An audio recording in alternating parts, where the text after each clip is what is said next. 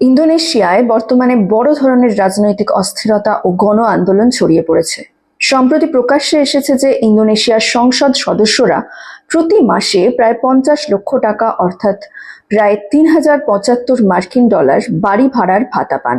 এই ভাতা জাকার্তার ন্যূনতম মজুরির প্রায় 10 গুণ, অথচ সরকার শিক্ষা, স্বাস্থ্য ও অবকাঠামোতে কাটছাঁট করছে।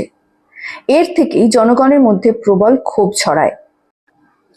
আন্দোলনের মধ্যে সবচেয়ে বড় উত্তেজনা তৈরি হয় যখন 21 বছর বয়সী এক রাইড হেলিং কর্মী আফফান কুর্নিয়াওয়ান বিক্ষোভ চলাকালে পুলিশের সাঁজোয়া গাড়ির চাপায় মারা যান।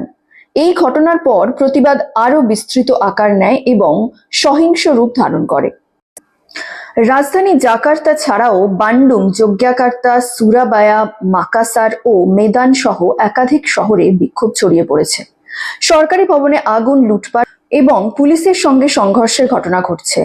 এখনো পর্যন্ত অন্তত 7 থেকে 8 জন নিহত, শত শত আহত এবং হাজারো মানুষ গ্রেপ্তার হয়েছে।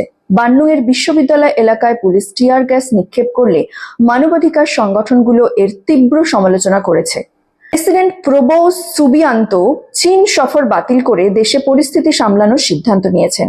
তিনি কঠোর নিরাপত্তা ব্যবস্থা নেওয়ার পাশাপাশি সংসদ সদস্যদের ভাতা কমানো ও নিহত আফফানের মৃত্যুর ঘটনার স্বচ্ছ তদন্তের আশ্বাস দিয়েছেন।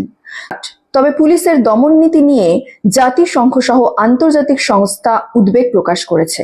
সরকার দাবি করছে অর্থনীতি এখনো স্থিতিশীল এবং প্রবৃদ্ধি লক্ষ্য অর্জন সম্ভব, কিন্তু বিশ্লেষকদের মতে দীর্ঘস্থায়ী অস্থিরতার রাজনৈতিক স্থিতি ও বিনিয়োগকারীদের আস্থা দুটোই নষ্ট করতে পারে।